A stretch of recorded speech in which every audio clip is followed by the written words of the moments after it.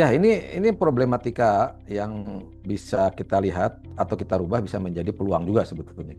Memang dengan adanya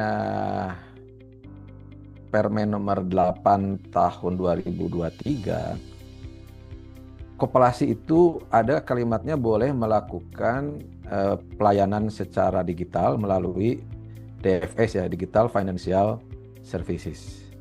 Sementara di sisi lain juga di situ disampaikan bahwa koperasi itu hanya melayani ada 4 saja ya, yaitu anggota, koperasi, anggota koperasi lainnya, sama satu lagi apa?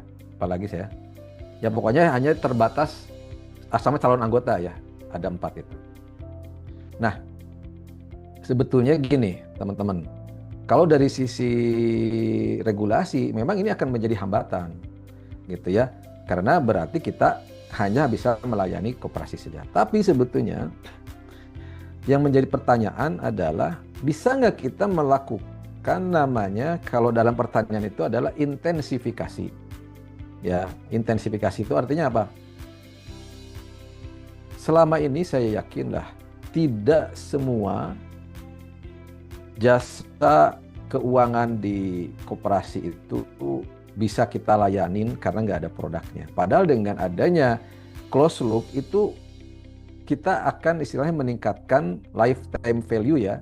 Jadi lifetime value itu adalah untuk satu anggota berapa pendapatan yang bisa kita optimalkan. Misalkan nih, kita akan menjadi lebih fokus kepada anggota, misalkan untuk anggota itu kan sejak lahir sampai meninggal, dia pasti butuh namanya produk jasa keuangan. Misalkan kita di koperasi simpan pinjam,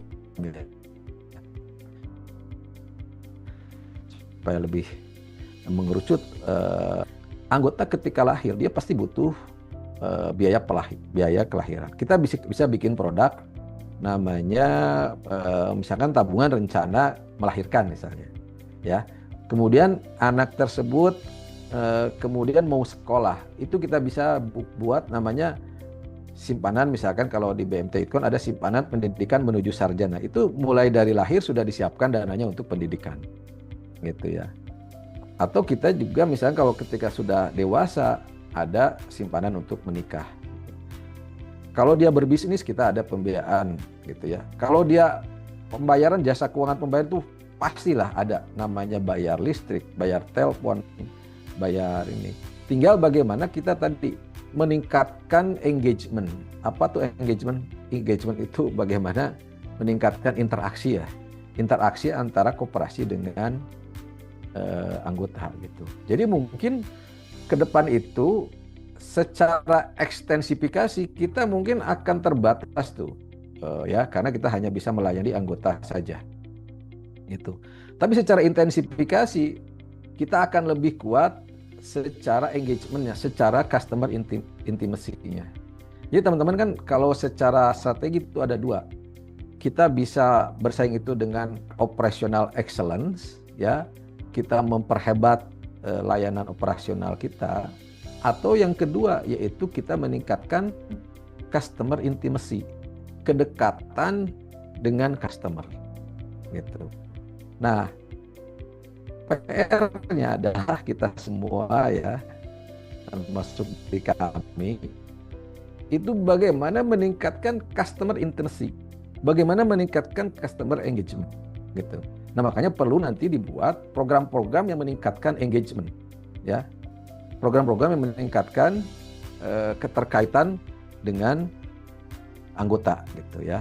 Misalnya kita bikin forum bisnis anggota, bisnis matching anggota, sehingga mereka secara emosional loyalitasnya akan lebih kuat gitu. Nah mungkin nanti bisa ya teman-teman, mungkin ada ide saran, bisa gak kita bikin bisnis matching, bisnis forum gitu ya, bukan hanya dengan sesama koperasi tapi dengan anggota koperasi. Karena saya yakin ya, anggota koperasinya teman-teman itu kan ada yang supplier, ada yang punya misalkan